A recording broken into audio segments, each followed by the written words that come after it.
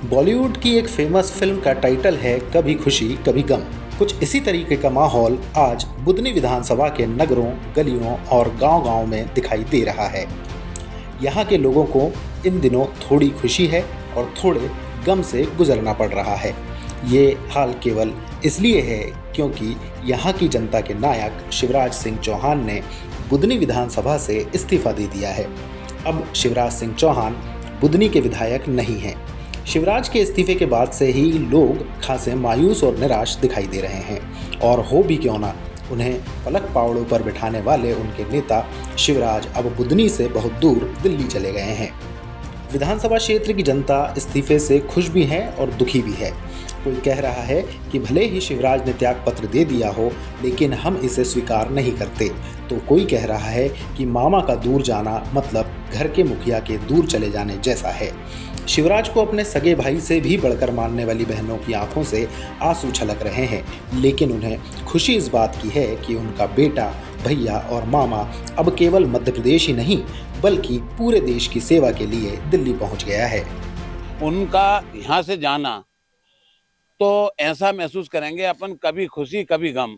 तो उसको तकलीफ के रूप में भी अगर देखते हैं तो बहुत तकलीफ है, और खुशी के रूप में अगर देखते हैं तो चूंकि वो सांसद हो गए हैं और देश में जो है टॉप मोस्ट केंद्रीय मंत्री हैं, इसलिए गम अपना जो है वहाँ जाके खत्म हो जाता है।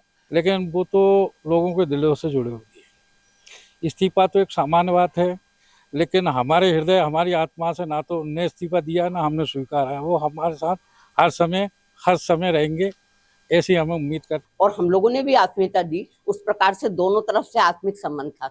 मैं अभी सोच रही थी, मुझे तो कुछ ऐसा लग रहा था कि जैसे लड़की का विवाह करो, वो बहुत अच्छे घर में चली जाती है, ज्यादा अच्छे घर में पीयर से भी, लेकिन उसके बाद भी माँ बाप को दुख होता है। तो उसी प्रकार से हमारे शिवराज जी जो वो केंद्रीय मंत्री हो गए, निश्चित रूप से बहुत बड़ी बात है, लेकिन हमको सूनापन लग रहा है जैसे लड़की के विदा होने पर लगता है।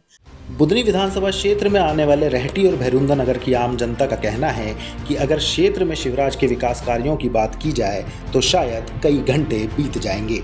एक महिला का कहना है कि जब वह कई साल पहले यहाँ शादी करके आई थी तो भैरुंदा क्षेत्र में विकास के नाम पर कुछ भी नहीं था, लेकिन अब पूरे क्षेत्र में सड़कों के जाल से लेकर बिजली, पानी और सभी मूलभूत सुविधाएं मिल रही है। यहाँ की जनता शिवराज को नेता ही नहीं बल्कि अपने परिवार का सदस्य मानती है। उनका कहना है कि शिवराज से उनके दिल और आत्मा के रिश्ते हैं। उनके बीच नेता और जनता का रिश्ता नहीं है बल्कि परिवार का रिश्ता है।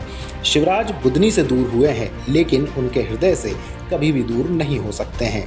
शिवराज के लिए बच्चों का प्रेम और स्नेह भी देखते ही बनता है।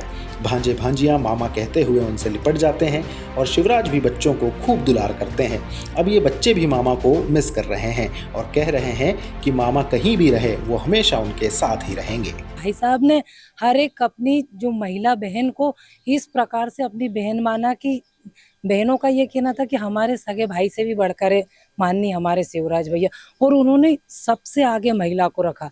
ये विदाई शब्द से आज मन बड़ा दुखी हो रहा है। आज तक हम मातृशक्तियों के लिए जो हमारे पूर्व मुख्यमंत्री जी ने किया, आज तक कोई नहीं कर पाया। मैं कितने साल पहले जब यहाँ शादी करके आई थी, यहाँ कुछ भी नहीं था, लेकिन मुझे खुशी इस चीज़ की है कि आज तक जो चीज़ हमें मिली है आज वो पूरे भारत को मिलेगी। वो कृषि मंत्री के रूप में उनकी प्रतिभा को आज पूरा भारत देखेगा, और हमारी बहुत सारी शुभकामनाएं उनके साथ हैं।